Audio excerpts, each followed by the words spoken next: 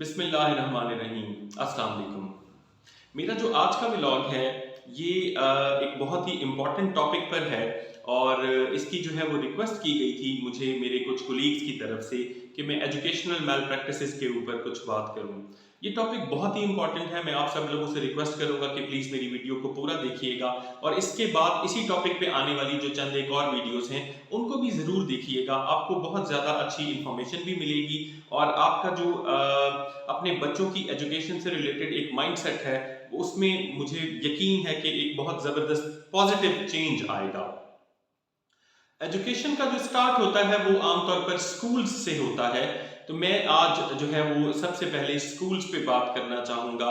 हमारी कम्युनिटी में आमतौर पर दो स्कूल्स हैं जिसमें हमारे बच्चे दाखिल होते हैं। एक गवर्नमेंट स्कूल्स हैं और दूसरे जो हैं वो प्राइवेट इंस्टीट्यूशंस हैं, प्राइवेट स्कूल्स हैं। गवर्नमेंट स्कूल्स जो हैं वो मैं सबसे पहले उसके बारे में बात करना चाहूँगा और मैं आप लोगों को बताना चाहूँगा कि जब भी आप अपने बच्चों के लिए किसी भी इंस्टीट्यूशन की चॉइस करने लगते हैं तो आपको आपके सामने यही दो चॉइसेस होती हैं कि बच्चों को गवर्नमेंट स्कूल में दाखिल करवाया जाए या प्राइवेट स्कूल में दाखिल करवाया जाए। तो मैं यहाँ पर जो है वो ज़रा कंपेयर करने जा रहा हूँ गवर्नमेंट स्कूल्स को प्राइवेट स्कूल्स के साथ। आपको खुद ही समझ आ जाएगी कि आपके बच्चों के लिए कौन से स्कूल्स ज़्यादा बेटर हैं और कौन से स्कूल्स ऐसे हैं जो आपके बच्चों को ज़्यादा अच्छी तालीम और ज़्यादा अच्छा जो है वो इन्वायरमेंट दे सकते हैं। अगर हम गवर्नमेंट स्कूल की सबसे पहले बात करें तो मैं स्कूल्स को आमतौर पर जो है वो दो तीन उसमें तीन चार चीज़ें ऐसी हैं जिनकी बेसिस पे ऑब्जर्व कर रहा होता हूँ। उनमें सबसे पहली चीज़ होती है उनका सिलेबस या उन्होंने जो सब्जेक्ट पढ़ाने हैं वो। तो देखें गवर्नमेंट स्कूल हों या प्राइवेट स्कूल्स हों, यहाँ पर आकर दोनों में जो बुक्स पढ़ाई जा रही होती हैं वो तकरीबन सेम होती हैं। आप लोग खुद भी जानते हैं और ख़ास तौर पर जब से सिंगल नेशनल करिकुलम पाकिस्तान में इम्प्लीमेंट हुआ है उसके बाद से तो वैसे भी तकरीबन चाहे गवर्नमेंट स्कूल हो या चाहे प्राइवेट स्कूल्स हों उनका जो उनका करिकुलम है वो तकरीबन सेम है। वहाँ पर दोनों दोनों तरह के स्कूल्स में तकरीबन एक ही जैसा सिलेबस पढ़ाया जा रहा है। हाँ, बुक्स के पेपर की क्वालिटी का फ़र्क हो सकता है, बुक्स की प्रिंटिंग क्वालिटी का फ़र्क हो सकता है, लेकिन उसके अंदर जो मटेरियल है वो अप्रॉक्सीमेटली सेम है। दूसरे नंबर पर बात आती है फैकल्टी की। हमारे जो गवर्नमेंट स्कूल्स हैं अगर देखा जाए तो उनकी जो फैकल्टी होती है वो उनका जो फैकल्टी इंडक्शन का क्राइटेरिया है जैसे वहाँ पर टीचर्स को हायर किया जाता है वो वैसे तो बहुत अच्छा है।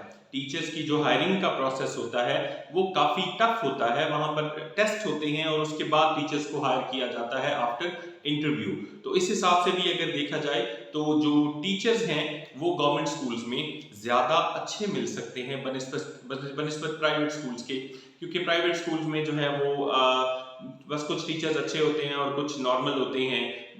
गुजारा किया जा रहा होता है कुछ टीचर्स के साथ, यानी एक दो अच्छे टीचर्स रख लिए जाते हैं और बाकी बस ऐसे नॉर्मल टीचर्स रख के और जो अच्छे टीचर्स होते हैं उनके नाम को कैश किया जा रहा होता है। तो ये तो होगी दो बातें। जो तीसरी बात आती है वो आती है स्कूल के इन्वायरमेंट की। ये सबसे इंपॉर्टेंट बात है जहां पर आपको स्कूल चूज करना होता है, क्योंकि यही वो जगह है जहां पर आपको सबसे ज्यादा सोचना होता है कि हमने अपने बच्चों को किस स्कूल में और कहां पर दाखिल करवाना है, कहां पर हमारे बच्चों को जो है वो बेटर इन्वायरमेंट मिल सकता है। तो मैं आपको बताता हूं कि जब भी आप अगर आप गवर्नमेंट स्कूल की बात करें, आपको पता है वहां पर तादाद स्कूल्स में बहुत ही ज्यादा होती है। एक क्लास में 100 और कई दफा उससे भी ज्यादा स्टूडेंट्स मौजूद होते हैं। तो इस तरीके से अगर हम देखें तो जो एक टीचर की अटेंशन है वो स्टूडेंट्स की तरफ कुछ ज्यादा नहीं पहुंच पाती है। और अगर आपका जो बच्चा है वो किसी ऐसी क्लास में किसी ऐसी जगह पर मौजूद है जहां पर उसका डायरेक्ट इंटरेक्शन टीचर के साथ कुछ अरसे तक नहीं हो सकता है, कुछ दिनों तक नहीं होता है, तो वो बच्चा आहिस्ता आहिस्ता एकेडमिक्स में लैग करना शुरू हो जाता है। क्लास की स्ट्रेंथ ज्यादा होने की वजह से स्टूडेंट टू टीचर जो वन टू वन इंटरेक्शन है वो बहुत ही ज्यादा कम हो जाता है और यहाँ पर जो है वो एकेडमिक्स सबसे ज्यादा लैग करने लग जाती है। एक तो ये बात होगी। जो दूसरी बात है वो आ जाती है लैंग्वेज की।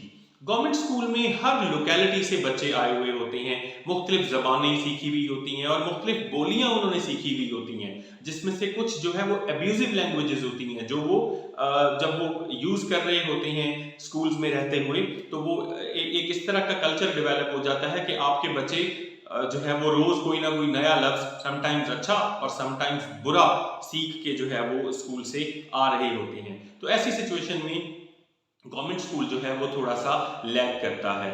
तीसरी बात आ जाती है क्लीनलीनेस की। देखिए, सफाई का निज़ाम गवर्नमेंट स्कूल्स में, क्लासरूम की हद तक भी मैं आपको बताऊंगा, मैं खुद भी गवर्नमेंट स्कूल्स में पढ़ा हूं, तो आई हैव आइडिया कि गवर्नमेंट स्कूल्स में इवन जो क्लासेस की सफाई होती है वो भी समटाइम्स उस क्लास के वो खुद स्टूडेंट्स खुद कर रहे होते हैं। अगरचे ये बिल्कुल बुरी बात नहीं है, इंसान जिस एनवायरनमेंट का हिस्सा होता है उसको खुद वहां सफाई करनी होती है, लेकिन जो छोटे बच्चे होते हैं, खास तौर पर जो प्राइमरी लेवल के हैं या जो 7वीं 8वीं तक मिडिल लेवल के बच्चे हैं, हम अपने घरों पर उनको ऐसा माहौल नहीं दे रहे होते कि वो घर में सफाई करते फिरें या इस तरह का काम करें। तो मेरा ख्याल है कि आमतौर पर पेरेंट्स ये हरगिज नहीं चाहते होते कि उनके बच्चे स्कूल्स में जाके सफाई वगैरह का काम करें। खैर बहरहाल ये तो एक बात होगी। सेकंड थिंग ये है कि वहां पर जो वॉशरूम्स वगैरह की सिचुएशन होती है वो भी बहुत पैथेटिक होती है।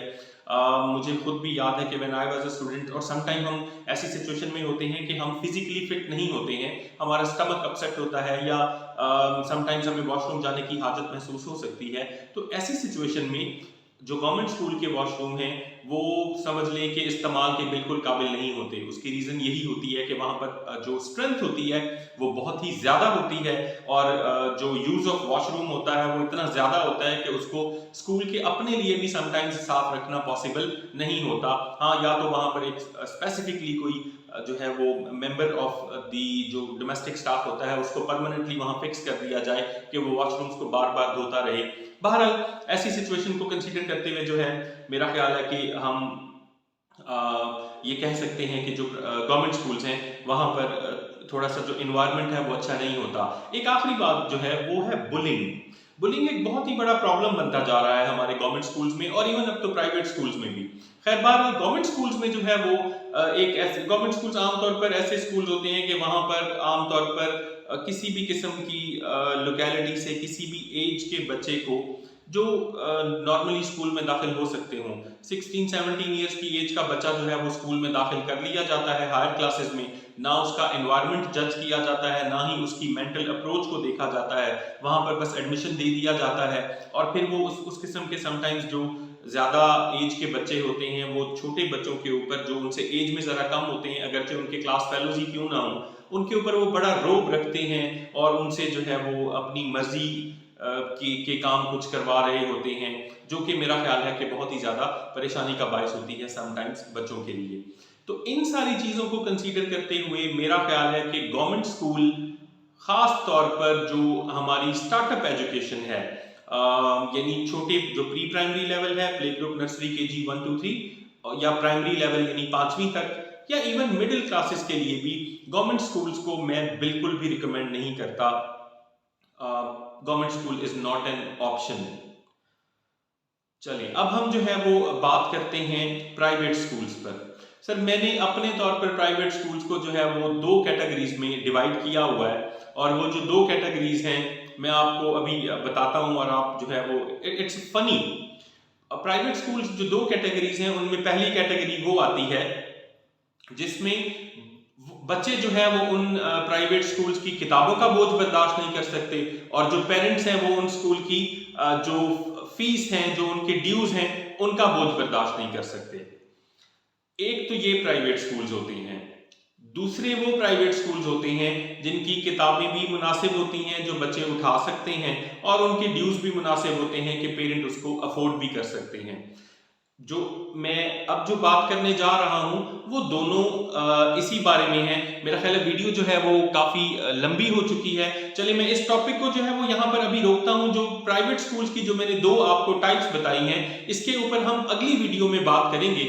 और लेकिन मैं इस वीडियो को एंड करने से पहले आपसे एक क्वेश्चन पूछने जा रहा हूं, और इस क्वेश्चन को बेस बनाते हुए हम कल इस पे बात करेंगे। क्वेश्चन ये है कि आप मुझे ये बताइए कि आपको क्या लगता है कॉम्पिटेंसी क्या है? आपको क्या लगता है कॉम्पिटेंट आदमी कौन होता है? जो अपना काम खुद कर सकता है वो ज्यादा कॉम्पिटेंट होता है, या जिसको अपना काम करवाने के लिए 2-3 लोगों को साथ मिलाना पड़े वो ज्यादा कॉम्पिटेंट होता है? ये एक बहुत ही इंपॉर्टेंट क्वेश्चन है, आपके पास इसका जवाब अभी मौजूद है।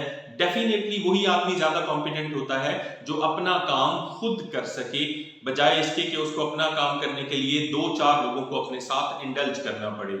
मैं अपनी आज की जो बात है वो यहाँ क्लोज कर रहा हूँ, और मुझे लग रहा है कि आपको समझ भी आ गई होगी कि मैं क्या बात आगे करने जा रहा हूँ। बहरहाल हम अपनी वीडियो को यहीं एंड करते हैं। हम अगली वीडियो जो है वो दो जो प्राइवेट स्कूल की टाइप्स हैं इसके ऊपर अपनी वीडियो का आगाज कल करेंगे।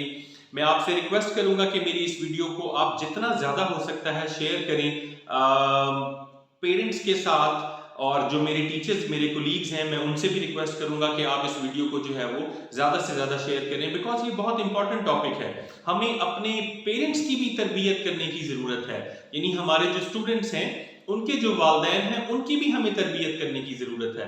बेसिकली इन सब चीजों का बहुत ज्यादा फुकदान है हमारे माहौल में, इस वजह से जो है वो हमारी जो एजुकेशन है वो एक बिजनेस बनती जा रही है। चलिए मैं अभी अपनी वीडियो को यहाँ खत्म करता हूँ। नेक्स्ट वीडियो तक के लिए इजाजत दीजिए। Thank you so much. Allah Hafiz.